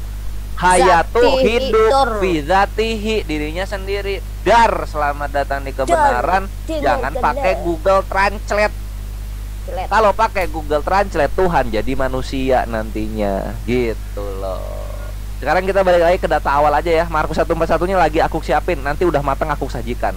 Nah, ini diterima kenyataannya 5 ya. detik lagi. Iya, Markus ini adalah tambahan. Ini nggak tahu Roh Kudusnya iseng atau Oke, memang manusia-manusianya habis, yang Pak. bebal. Thank you. Baik, Ya, saya waktunya dulu, Pak. Sudah habis. Sebentar Buti, saya ingatkan kembali ya kepada kedua narasumber bahwa tema kita pada malam ini adalah kriteria kitab suci. Silakan Buti untuk ditanggapi. Ya, jadi saya hanya berbicara tentang kriteria kitab suci ya. Di dalam kitab sucinya Rifa, jelas tadi Rifa mengatakan, "Oh, sekarang ini tidak cocok untuk yang masalah ini soal wanita haid." Itu jelas menunjukkan justru itu menambah ya menambah kenyataan bahwa memang Tuhan Anda yang memberikan, yang merubah apalagi yang merubah, yang melenyapkan itu karena nggak tahu. Kenapa dia nggak tahu gitu? Ya, Anda mengatakannya karena sudah tidak cocok lagi, lalu dia merubahnya. Itu justru saya bilang itu justru menurunkan kredibilitas ketuhanan. Itu justru menandakan bahwa itu bukan Tuhan yang bisa seperti itu, gitu kan? Karena apa? Karena Alkitab kami dengan jelas mengatakan ya, firman Tuhan itu tinggal tetap. Ketika dia berkata-kata, dia tahu, dan firman itu untuk segala zaman ya. Tidak berlaku untuk zaman ini, tidak berlaku untuk zaman sekarang. Karena Tuhan itu dia tidak terikat ruang dan waktu. Jadi ketika kamu menerangkan seperti itu justru menambahkan fakta bahwa memang betul itu bukan dari Tuhan ya. Karena Alkitab kami juga mengatakan ya di dalam sebentar saya buka lagi ya. Aduh ya. Di dalam yang kami baca tadi ya, barang siapa berkata-kata dari dirinya sendiri, dia mencari hormat dari dirinya sendiri, gitu dia ya. Jadi yang mencari hormat bagi dirinya itu sendiri itu siapa? Ya kan jelas, kalian tidak bisa menjadi Islam kalau tidak menyebut nama itu, nama Rasul. Ya. Iya, ini isinya, isi dari kitab suci itu ya. Jelas itu kitab sucimu, kan saya bilang harus menunjukkan menjati dirikan Tuhan itu. Tetapi kan telah dikatakan bahwa di dalam kitab sucimu dikatakan ya, di dalam kitab kami dikatakan Yohanes 7 ayat 18, kalau perkataan itu keluar dari dirinya sendiri, yang menulisnya itu mencari kemuliaan untuk dirinya sendiri. Itu sudah pasti, ini perkataan Yesus langsung. Kenapa dia mencari kemuliaan untuk dirinya sendiri? Jelas dikatakan bahwa dia itu penetapnya, dialah yang menetapkan ketetapan-ketetapan. Kalian tidak bisa menjadi muslim kalau tidak menyebut dia. Bahkan di dalam sholatmu, dalam berbakti, bersembah, sujud pun ada namanya. Bahkan dikatakan malaikat seantero jagat ini memuji-muji dia. Bahkan Allah pun memuji-muji dia. Bahkan dia katakan tidak taat kepada Rasul, tidak taat kepada Allah. Nah ini jelas perkataan Tuhan Yesus itu jelas. Ini berasal daripada diri sendiri. Bahkan ketika kamu mengatakan bahwa itu ayatnya dihafalkan, Yesaya juga telah mengatakan ya, ajaran manusia itu adalah ajaran yang dihafalkan ya. Itu jelas sudah dikriteriakan di tempat kami ya. Dan satu lagi dikatakan bahwa tidak ada segala sesuatu yang ingin disampaikan secara terbuka disampaikan secara tersembunyi. Kalau kamu ingin menyampaikan ke tempat terbuka, tampakkanlah dirimu. Nah itu artinya Jibrilnya harus nampak, sama seperti Tuhan kami, dia nampak ya. Kalau Jibrilnya tidak nampak ya, kriteria itu sudah dikasih tahu di tempat kami bahwa yang tertulis di situ ada adalah karangan manusia ya. Pertama kamu sudah menunjukkan bahwa Allahmu ya kredibilitasnya dia bisa merubah bagaimana mungkin, karena firman Tuhan itu kekal, karena firman Tuhan itu tetap, dia tidak terikat ruang dan waktu. Jadi segala perkataannya itu tidak akan pernah berlalu dan perkataannya itu tetap ya berlaku untuk segala zamannya. Jadi Alkitab di dalam kitab Perjanjian Lama yang ribuan tahun itu tetap terlaksana sekarang, kecuali untuk yang adat istiadat mereka. Tetapi firman Tuhan yang bicara tentang kemanusiaan semuanya tetap. Oke? Sudah habis. Ya. Silakan kepada Pak Wahyu. Tema kita adalah kriteria kitab suci. Silakan. Iya, terima kasih ya Bang. Jadi memang kitab suci kita sudah membuktikan bahwa yang menjadikan alam semesta itu firman yang menjadi manusia, tertulis dalam Yohanes 1 ayat 1 sampai 3 ya. Dan firman itu telah mengambil rupa manusia. Ternyata di kitabnya mereka mengakui, Al-Baqarah 2 ayat 22 itu, yang menjadikan bumi bagimu adalah daging. Siapa yang menjadikan bumi itu? Tentunya dia adalah Tuhan yang Maha Esa. Ya, jadi tadi Kores juga sudah mengakui bahwa ujung-ujungnya pun nanti menjadi daging. Ya, puji Tuhan. Kejujuran mulai terungkap ya. Itu baru satu ayat. Banyak saya sudah coba menggoogling satu persatu dengan ayat-ayat ini juga nanti coba ya satu ya, itu nanti ternyata Allahnya juga punya darah juga Bu untuk membasuh ya. Di stop dulu Bang, saya mau Google Translate lagi sebentar Bang ya. Sebentar saya tahan dulu, mohon maaf ini Pak Wahyu. Jadi kita lebih fokuskan ke kriteria ya Pak, bukan iya, ke betul. Kriteria kan Alkitab kan tidak boleh dirubah-rubah, karena tadi sudah saya katakan. Nah di sini kan jelas kita melihat apa yang tertulis tadi, dikatakan bahwa teman-teman selalu mengatakan laisa kamisi saikun ya. Tuhan itu tidak sama dengan makhluknya, ciptaannya kan gitu. Nah daging itu ciptaan atau Allah kan gitu kan. Makanya kan ini berbicara kitab suci Bang gitu ya, semua berbicara kitab suci kok ya, dirubah apa enggak kan gitu loh pertanyaannya kan. Nah kita buktikan dengan Google Translate yang jujur ini tanpa intervensi. Siapa yang rubah-rubah nih arti yang sebenarnya tertulis di Al-Quran dengan yang kita menggunakan Google Translate.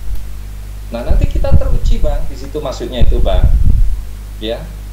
Kalau tadi Bang Kores mengatakan tentang Markus bukti dengan jelas mengatakan kanonisasi itu berganti di abad ketiga. Nah ditemukan lagi di tahun-tahun yang baru ini seperti ya naskah Qumran ya, gulungan laut mati, ternyata itu menuliskan lagi. Jadi itu yang dimasukkan itu ternyata data sejarah kan gitu, buktinya ada begitu loh ya. Jadi kita nggak bermasalah pada pertanyaan itu, kok berani-berani menambahkan ya, karena ditemukan lagi.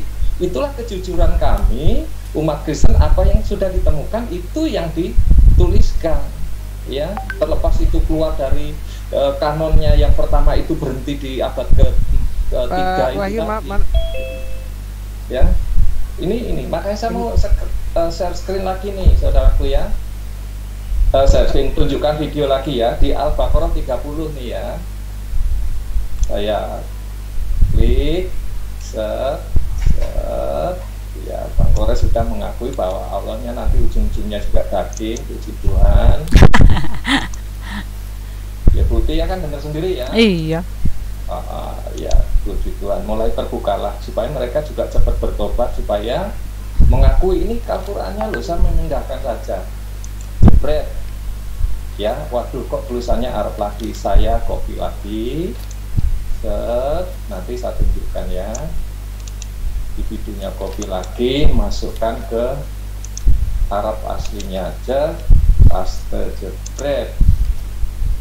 Di sini Tuhan yang Maha Esa, aku di atas bumi, lufah dan aku akan menumpahkan darah untukmu. Waduh, Allah Tuhan yang Maha Esa itu menumpahkan darah untuk kita semua ya. Waktunya habis itu. Waktunya ya, udah ini habis. mau screen Bang, mau kan saya screen apa namanya, post dong, kan buka ayat. Iya tadi udah ini. Iya, ini ya, sebentar nih ya, ayatnya tolong dilihat nih ya. Ini Al-Baqarah 30 nih, terlihat ya, saya masukkan ke Google Translate.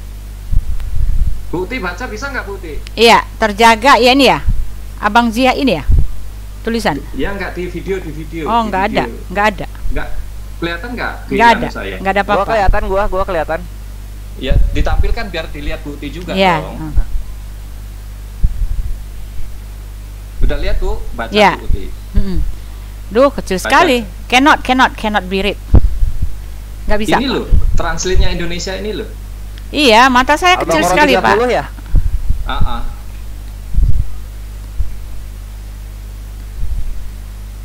Nah, ini Langsung siapa aja yang Pak. berubah-ubah? Enggak, Pak kok Wahyu, enggak kelihatan langsung ya? aja Ini poin-poinnya loh, Bu. apa gitu, Bu. Pak Wahyu, biar enggak. Baca aja, Pak. Saya nggak kelihatan, Pak. Oh, enggak kelihatan ya. Langsung Di aja Kecil. Al-Baqarah poinnya, Pak. 30. Ini jelas, tadi kan dikatakan selalu teman-teman kita mengatakan Allah itu tidak serupa dengan makhluknya. Ya, Allah itu zat ya yang tidak terjangkau. Ternyata di sini mengatakan Tuhan yang Maha Esa itu, Tuhan yang Maha Esa, aku di atas bumi lufah. Nih ada artinya lufah ini ya. Membersihkan artinya itu kalau dicari di Google ya arti. Dan aku akan menumpahkan darah untukmu. Lah Allah yang Maha Esa kok menumpahkan darah ini gimana ini? Mana yang terjaga ini? Iya, kontradiksi. Oke, Pak Wahyu, Ya. saya rasa cukup ya, karena waktunya Ya, sudah cukup ya. ini ya. Berarti Iya, inilah Yesus Kristus itu ya, segera bertobat, Kores dan Bu Rifa, cepat sebelum Tuhan datang ya. Ini Quran Baik, Anda sendiri cukup, ya, saya cukup. cuma memindahkan. Cukup Terima kasih. Pak Wahyu. Baik, saya ingatkan kembali ya kepada kedua narasumber bahwa memang tema kita itu adalah kriteria kitab suci, yaitu bukan tentang ketuhanan ya, tapi tentang kriteria kitab suci antara Al-Quran dan Bible. Jadi saya minta kepada kedua narasumber untuk tidak melebar kemana-mana supaya apa yang kita bicarakan ini bisa tersampaikan dengan baik. Baik, kepada Siap. pihak Muslim kita sekarang masuk ke putaran yang keempat ya. Ya oke, sip. Nah ini aku akan share screen sekarang. Ini Takia Korintusnya kebangetan ini. Coba kita lihat dulu. Ini praktek yang dilakukan adalah mengenai ini ikhwah. Filipi 1 nomor 18. Kebohongan demi kebesaran nama Kristus itu adalah sebuah penghiburan iman bagi mereka ini. Tetapi tidak mengapa, sebab bagaimanapun juga Kristus diberitakan baik dengan maksud palsu maupun dengan jujur. Tentang hal itu aku bersuka cita. Jadi memang kita mesti memaklumi kalau misalnya mereka bertakia itu adalah keimanan mereka. Karena dari tadi gue ngomong soal daging itu ya, itu nggak ada. Biblos Arabik pun zat itu bukan daging. Kan dari tadi gitu. Kok dibilang gue mengakui? Nanti kita bawa lagi ke sana. Perhatikan. Ini Al-Baqarah 30 ya, lihat nih. Nah, aku copy sekarang. Cut. Nah, ini ya. Ini Arabik, kita ke Arabik. Cut. Nah, ini Indonesian, kita ke Indonesian. Cut. Nah, dar. Nah, ini. Masukkan darah ke dalamnya dan itu darimu. Apa ini? Katanya menumpahkan darah, coba. Selamat datang di kebenaran, jangan takia bre. Google Translate kok dijadikan iman. Ini abad ke-7 bahasanya. Google Translate 2021 dan itu merupakan artificial intelligence. Akan ngaco jadinya. Inilah sesatnya kalau beriman pada terjemahan, my brethren. Yang kamu pakai itu juga terjemahan itu. Kenapa Bu Teh? Jangan marah. Jangan marah. Mana menumpahkan di sini? Nggak ada menumpahkan. Tuh. Mana menumpahkan. Nah, kita lanjut lagi sekarang. Nih ke sini perhatikan. Ini dari biblicalarchaeology.org ya. Perhatikan ini KJV sama LAI sekalian gue bahas. Markus 1:41. Dan Yesus memindahkan dengan penuh kelembutan lalu menempatkan tangannya di situ ya. Jadi Yesusnya tuh seakan-akan penuh kasih. Perhatikan di Codex Sinaiticus. Yesus angry, gitu. Yesusnya marah ketika dia disuruh melakukan mujizat. Yesusnya marah. Tuhan kok marah-marah? Gitu. Masih nggak percaya? Kita lihat di sini. Mana nih? Mana? Kodek, keluarlah kamu kodek. Kodek gua mana? Kodeknya file. Oh ini ya. Nih ya 41 lihat sini. 41. And move with pity he stretched for his hand. Dar. Yesusnya marah-marah, biblosnya dirubah-rubah. Hayo. Mau kemana lagi hayo? Mau Filipi 1 nomor 18 lagi iya? Wahyu sama Buti iya? Mau Filipi 1 nomor 18 lagi? Udah jangan banyak ngomong ah. Macam jangan marah, jangan dipotong. Nggak marah. Santai. Nasak dulu Buti. Sekarang kita nasak masuk ya, perhatiin nih. Ini Tuhan pelitat-pelitut, perhatiin. Ulangan 20. Nih ya, ini nasak masuk yang terjadi. Ini ulangan 20 ya.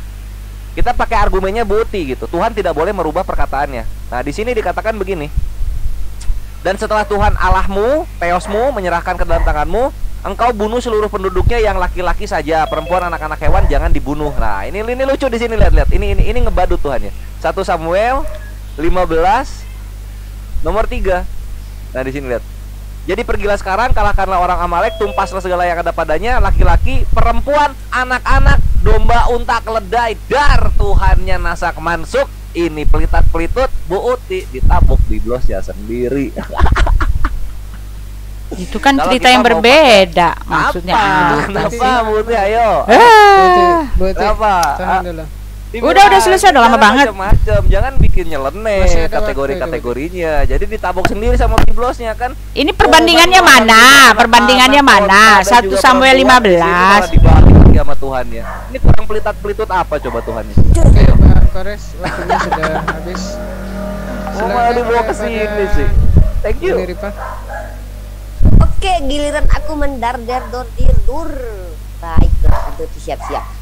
Jadi dalam Islam itu Tuhan itu nggak mengubah perjanjian. Kalau Tuhan berjanji orang yang jahat akan dihukum, orang benar akan dikasih pahala, itu nggak berubah di beberapa zaman kemudian seperti yang terjadi di Kristenan gitu loh.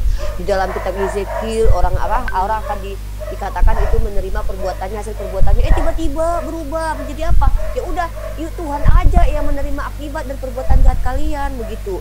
Surah Yunus dikatakan, kata Allah Subhanahu wa taala, bagi mereka berita gembira dalam kehidupan di dunia dan di akhirat, tidak ada perubahan bagi janji-janji Allah. Demikian itulah kemenangannya agung. Janji Allah loh ya. Beda kalau misalkan hukum yang nasakh mansukh itu adalah sesuatu yang relevan karena Allah Subhanahu wa taala itu Maha Kasih, Maha Adil.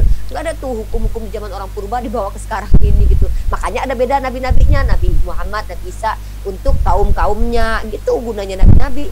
Tapi beda, Tante Uti itu bilang Tuhan nggak boleh merubah-rubah. Tuhan macam mana yang merubah-rubah? Ya Tuhan Tante lah yang merubah-rubah. Kok duduk-duduk Tuhan kita? Kenapa? Buktinya ada perjanjian lama, ada perjanjian baru. Coba perjanjian lama, perjanjian baru. Tuhan kok perjanjiannya ada lama, ada baru? Gimana sih Tuhan? Perjanjian kekal udah nggak ada lagi tuh. Yang ngilangin bukan Tuhan tapi orang lagi yang batalin. Tante nggak malu bawa premis ginian. Kita lucu. Nah terus satu lagi, tadi Pak Wahyu, aku sudah menekankan berkali-kali sama Pak Wahyu. Pak Wahyu mengatakan kitab kami bukan dongeng, karena kitab kami berdasarkan sejarah, validasi sejarah sesuatu yang terjadi. Aku sebutkan menurut KBBI dongeng apa, sesuatu yang tidak benar-benar terjadi, diklaim tapi itu nggak benar-benar terjadi. Dan ini konsepnya adalah mistik gitu ya. Nah ternyata ketika Yesus itu katanya disalib, jedor, terbelah, entah apa terbelah gitu, bangkitlah zombie-zombie kudus, orang udah mati, orang-orang kudus itu bangkit terus jalan menampakkan diri gitu. Nah ini yang memvalidasi sejarah mana gitu loh Pak Wahyu. Kalau Pak Wahyu tidak bisa membuktikan ada validasi tentang sejarah ini, berarti kita Pak Wahyu sudah mutlak itu dongeng menurut Pak Wahyu sendiri. Karena Pak Wahyu mendefinisikan sendiri lalu terbantah dengan kitabnya sendiri, tidak bisa divalidasi sejarahnya bahwa ada orang kudus bangkit. Sejarawan mana Pak? Bahkan cuma satu kitab doang loh. Kitab itu cuma satu kitab itu doang yang membahas kitab kudus, yang lain-lain nggak bahas loh. Apa Matius, entah di antara satu itu. Aneh kan, cuma satu itu doang yang membahas tentang zombie kudus. Bayangkan yang lain pada nggak tahu tuh kisah gituan. Zombie kudus bangkit berjalan-jalan di pasar, di mana di depan orang banyak. Nah itu artinya dongeng Pak. Kan Bapak sendiri yang bilang, masa Bapak sendiri. Nah, jadi begitu Pak Wahyu cara berdiskusi itu, kita menyampaikan argumentasi lalu kita harus membuktikannya. Beginilah validasi sejarah itu Mbak Rifa, bahwa ada nih zombie kudus nih bangkit menurut si Theophanus, Filipus, Caranus, Anabus, Alanus, siapa gitu ahli sejarah yang memvalidasi. Ya, terima kasih ya. Sekarang saya kembali ya. Sebentar Bu Uti ya. Jadi saya ingatkan kepada kedua narasumber, kalau misalkan lawannya masih ada waktu, jangan dipotong ya, jangan diganggu. Jadi seperti itu. Baik, silakan kepada pihak Kristen. Ya, jadi Rifa sama sekali bertahan dengan pendapatnya bahwa nasuk mansuk itu seperti itu. Ya jelas Anda menerima pernyataan saya bahwa Tuhan Anda tidaklah maha tahu dan Dia tidak fleksibel pada segala alam. Ini jelas menyatakan bukan kredibilitas, bukanlah Tuhan yang sebenarnya. Dan Anda sama sekali tidak menyanggah saya yang mengatakan bahwa ketika orang dia membuat ayat-ayat itu dengan dirinya sendiri, dia akan mencari puji-pujian buat dirinya sendiri, ya, dan itu memang terjadi. Lalu di dalam Yesaya 29 juga dikatakan bahwa itu, ya, itu yang apa-apa segala yang dihafalkan itu adalah ajaran manusia. Seharusnya Anda tolak ini karena ini adalah pernyataan dari firman Tuhan kami yang betul-betul sah. Anda tidak bisa menolaknya. Bahkan lalu Kores juga memakai dua ayat, ya, perbandingan dua ayat, itu dua ayat yang berbeda ditulis oleh orang yang berbeda, ya. Jadi kamu juga asal comot-comot ayat dan kamu tidak bisa membantah saya untuk Markus tadi. Memang sebegitulah. Kalau kamu masih memakai ayat yang sama seperti itu, artinya Anda sendiri yang ngeyel. Ya, kamu mengatakan Alkitab kitab dongeng, tetapi maaf, kitabmu sendiri telah mengkonfirmasikan di dalam Taha 20 133, dan mereka berkata, mengapa tidak membawa bukti kepada kami dari Tuhannya, dan apakah belum datang kepada mereka bukti nyata dari apa yang tersebut di dalam kitab-kitab terdahulu? Bagaimana mungkin yang katanya kitab yang terjaga, kitab yang suci yang berasal daripada Allah, mencari bukti mengais-ngais dari kitab-kitab terdahulu? Lalu Anda mengatakan bahwa kitab kami adalah kitab dongeng, tetapi ada pernyataan sendiri dari tempat Anda. Al-Furqan 25 ayat 2 ayat 5.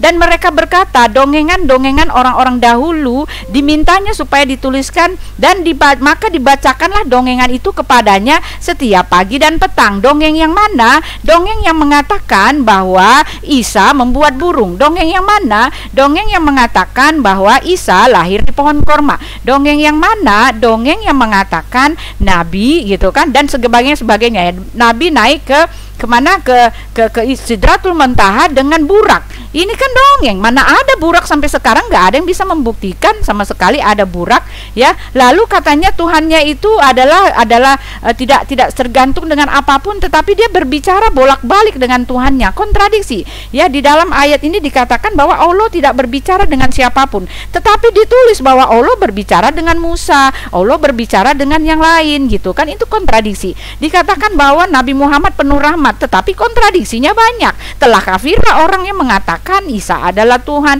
Kafir gitu. Itu kan kontradiksi, ya. Telah dikatakan bahwa agamaku adalah agamamu, tetapi dia katakan juga di dalam mulut yang sama, perkataan yang sama, ya. Perangilah orang-orang yang tidak berjalan di jalan Tuhan, gitu loh, ya. Ya. Oke, berarti waktunya sudah habis. Silakan kepada Pak Wahyu. Iya, tadi sudah saya katakan ke Ibu Rifa, ya, yang terhormat Ibu Rifa, tadi kan sudah saya katakan bahwa Injil itu kan Injil sinoptis, jadi yang menyaksikan, dilihat dan dituliskan. Siapa? Ya mereka. Sejarawan mau nulis, orang dia nggak lihat, kalau dia menuliskan itu namanya mereka bohong. Makanya jelas, Matius juga menjelaskan, ya, Matius di dalam Matius 27 ayat 50 juga menjelaskan tentang hal itu. Jadi murid-muridnya melihat apa kejadian itu, bait suci terbelah, awan hitam, semua terjadi, kan itu disaksikan. Ya, maka pemahaman mereka nggak ngerti tentang sinopsis itu. Injil yang ditulis itu karena dilihat, ya, dirasakan, dilihat dan dituliskan. Maka Injil itu sulit untuk dibantah. Andaikan naskah-naskah baru itu baru ditemukan, yaitu yang kita akan sampaikan, kejujuran kita seperti itu. Terus kemudian berbicara tentang Raja Yoyakim tadi, kenapa kok tidak dimasukkan? Ya, karena memang kerajaan Yehuda itu ada Yehuda Utara dan Yehuda Selatan. Yoyakim itu tidak masuk dalam silsilah untuk kelahiran Sang Mesias itu. Iya. Nah, ini yang perlu dipahami juga, ya, tentang sejarah bangsa Israel. Terus tadi Kores mengambil ayat Ulangan dan mana tadi, Samuel tadi. Jelas itu bangsa Amalek dengan kejadian di Ulangan tadi itu peristiwa yang berbeda. Kamu main tabrak aja karena kamu nggak punya kitab sucinya, dasar dari fondasi itu. Dan kenapa kami mengatakan dongeng? Mana ada di dalam Torah sumber dari segala sumber hukum atau keyakinan samawi itu ada di kitab tanah itu, 5 kitab Musa dan kitab nabi-nabi dan juga Syair. Mana ada Ibrahim dibakar? Yang dibakar itu Sandrah, Mesa dan Abednego karena dia tidak mau menyembah patung lembu yang dibuat oleh Raja Nebukadnezar. Lah ini dongeng dari mana? Terus menceritakan Musa yang kelaminnya penyakitan. Itu cerita dari mana? Nggak ada secara bangsa Israel. Saya sudah mengkonfirmasi dengan rabi-rabi yang memang dia rabi mesianik. Ya, apakah itu terjadi? Tidak ada di bangsa kami yang seperti itu. Jadi saudaraku yang terkasih ya, jujur dalam hal ini. Maka saya selalu mengatakan kekristenan itu bersumber dari kitab terdahulu, bangsa Yahudi juga. Injil pun yang menulis orang-orang Yahudi. Kita hanya menyalin saja, mentranslate ke dalam bahasa Indonesia dan berbagai macam bahasa. Itulah kejujuran kami. Apalagi yang harus itu? Tadi sudah saya katakan kalau Allah katanya tidak seperti makhluknya. Buktinya, coba Anda buka di Kemenak, Quran Kemenak, pasti sama. Aku nggak ngerti kamu ambil dari Quran mana itu kok bisa berbeda. Itu membuktikan bahwa Quranmu berbeda-beda, tidak satu, tidak terjaga. Terima kasih. Ya, sudah ya Pak, udah kepanjangan ya. Udah berapa lama Pak? Udah kepanjangan lah. Udah kayaknya, udah capek sekali. Putaran keempat, berarti langsung closing statement. Iya, closing aja lah ya Pak Wahyu, closing aja. Oke, nanti ini Putih ya, setelah ini, setelah closing kita akan adakan sesi tanya jawab nanti. Boleh, dari ya. partisipan. Baik, untuk closing statement saya berikan kesempatan kepada pihak Kristen dulu. Nanti kenapa selalu harus Kristen belakangan duluan? Ayo, kenapa ayo? Sebentar Putih. Saya nggak pernah lo dapat yang closing belakangan. Kenapa? Ayo. Sekali-sekali. Ya, beri Udah kita kesempatan saya tanggapin dulu. dulu, kita juga tanggapin, baru Tante Uti closing. Udah, saya nggak akan tanggapin lagi, nggak perlu. Udah dijawab semua. Udah dijawab semua itu. Sudah terjawab semua. Jadi saya cuma closing aja, kesimpulan. Ya nggak apa-apa sih, silakan kalian belakangan juga nggak apa-apa. Sebentar Putih, tadi kan open statement udah dari Muslim. Nah sekarang gantian closing statementnya dari Kristen gitu Putih. Iya, yo, saya nggak pernah lo. Ya udah nggak apa-apa, nggak masalah ya. Ya, jadi ini ya untuk terima kasih teman-teman ya, kita sudah mau closing ya. Tapi saya sudah mengambil kesimpulan bahwa ya kriteria kitab suci itu saya kan tadi mengatakan ya harus menggambarkan Allah yang sebenarnya ya. Di dalam Alkitab penggambaran tentang Allah yang dari sebelum dia datang menjadi manusia sampai setelah dia datang menjadi manusia sampai dia naik ke sorga itu sudah tergambarkan ya. Kitab suci itu firman-firman yang tertulis di situ dia kekal, dia Alkitab mengatakan segala firmanku tak akan berlalu, semua tak akan berlalu ya.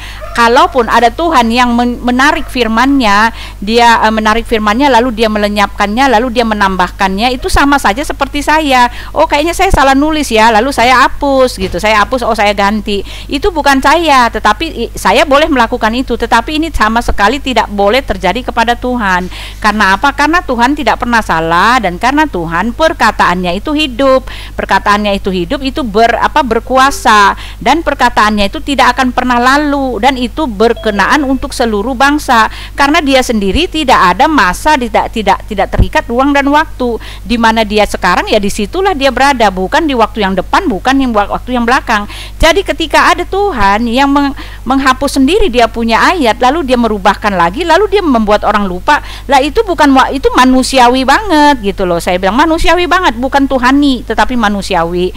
Lalu ayat-ayat di firman Tuhan juga mengatakan segala sesuatu firman itu harus disampaikan, tidak boleh sembunyi-sembunyi. Kalau mau disampaikan ke orang banyak harus menampakkan dirimu. Di tempat kami semuanya nampak, bahkan disaksikan oleh begitu banyak orang. Di tempat Anda hanyalah namanya di label, ini namanya wahyu, tetapi siapa yang mewahyukan? Bahkan Allah sendiri mengatakan dia tidak pernah berbicara dengan siapapun. Yang ada adalah Jibril, tetapi Jibril pun tidak pernah menampakkan diri gitu loh. Nah, di tempat kami ini bukan kriteria kitab suci. Lalu dikatakan ya, apalagi ya, barang siapa yang membuat ayat ini atas dirinya sendiri, dia akan mencari hormat pada dirinya sendiri. Dan ini pun tidak dibantah oleh Rifa ya.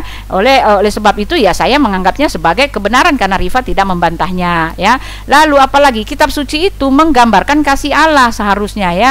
Saya belum sempat bicara ya ke situ ya. Lalu Kores mengambil ayat-ayat yang tidak relevan ya, yang tidak nyambung disambung-sambungkan gitu. Lalu yang sudah dikasih tahu bahwa ada pesisipan ya, seperti itulah. Justru kalau udah kalimat tulisan-tulisannya itu disalin lagi tetapi tetap sama seperti itu, justru yang kayak gitulah yang tepu-tepu gitu kan. Saya mengatakan itu kan kalau ditemukan salinan disalin ulang lagi, disalin ulang lagi. Yang pertama mengambilnya yang belum disalin, yang kedua mengambilnya yang sudah ditambah-tambah. Karena pada waktu itu nggak kayak komputer sekarang bisa disisip-sisipkan, di-insert, di copy paste, nggak kayak gitu. Justru ini menandakan kebenaran dari kami gitu. Oke? Ya. Waktu sudah habis. Silakan Pak Wahyu untuk memberikan closing statement. Ya, closing saya akan menampilkan Al-Baqarah ayat 34 ya. Nah, ini siapa yang merubah saya nggak ngerti, saya hanya mengcopy dari situ, kemudian saya minta kejujuran dari Mbah Google ini ya, Google Translate ya. Coba tolong di ini ya, saya akan copy sebentar, video saya di ini kan ya, karena HP saya nih. Ya, ini Al-Baqarah 34, saya copy, set, ya, di blog, copy, jepret, masukkan ke Google Translate. Ini Google yang jujur ya, tidak ada kepentingan apa-apa Mbak Google-nya ini. Copy paste, di paste, jepret. Al-Baqarah 34 di dalam bahasa Indonesia. Saya bacakan ya. Dan ketika kami berkata kepada para malaikat, sujud kepada Adam, dan mereka bersujud, tetapi iblis ayahku, iblis kok ayahku ya, dan mereka sombong dan sombong. Ya, ini saya hanya memindahkan saja, saya tidak menerjemahkan, saya membacakan. Jadi dan ketika kami berkata kepada malaikat, sujud kepada Adam, dan mereka bersujud, tetapi iblis ayahku, dan mereka sombong dan sombong. Ya, demikianlah ya, mana kitab yang memang otentik, terjaga dan tidak dirubah-rubah. Silahkan saudara-saudara melihat terjemahan di dalam Kemenak atau yang lain ya. Ternyata setelah kita tanya juga kepada ini mana yang dirubah, saya tidak mengerti. Silahkan saudara-saudara yang terkasih untuk mempelajari ya. Jadi disitulah diskusi yang jujur, santun, bermartabat, menunjukkan apa yang didapat secara langsung. Ya, terima kasih. Demikian diskusi malam hari ini ya. Supaya ini menjadi pengajaran kita semua. Masih ada 1 menit Pak. Ya, menjadi berkat semua untuk cepat mengambil keputusan mencari Tuhan yang benar. Terima kasih. Tuhan memberkati. Amin, haleluya. Ya. Boleh mau menambahkan, masih ada waktu? Ya, itu saja ya. Jadi Alkitab itu adalah kebenaran sesuai dengan apa yang ditulis di dalam Al-Baqarah 121. Orang-orang yang kami berikan Alkitab kepada mereka, mereka membacanya dengan bacaan yang sebenarnya. Barang siapa yang ingkar kepadanya, mereka itu adalah orang-orang yang rugi. Ya, Quran sendiri sudah mengindikasikan kalau Anda menolak firman Tuhan, menolak Taurat, Injil dan Zabur, Anda adalah orang-orang yang rugi. Adapun posisi Al-Quran katanya menyempurnakan kitab-kitab sebelumnya. Tetapi kalau kita runut-runut sebetulnya tidak ada yang disempurnakan ya. Artinya adalah bahwa memang Anda tidak bisa menyalah-nyalakan kitab terdahulu, karena sebelumnya adalah kitab Anda sendiri telah memuji-muji kami, memuji kitab kami. Lalu Anda mengatakan kitab ya, itu dia. Ya. Waktunya sudah habis. Baik, itu tadi ya closing statement dari pihak Kristen, dan kemudian di sini saya pertegas lagi. Tadi dari pihak Kristen banyak merujuk kepada Google Translate. Nah, apapun itu nanti ya kita serahkan dan kita kembalikan kepada netizen yang ada di luar sana. Baik, silakan kepada pihak Muslim untuk memberikan closing statement. Kores dulu.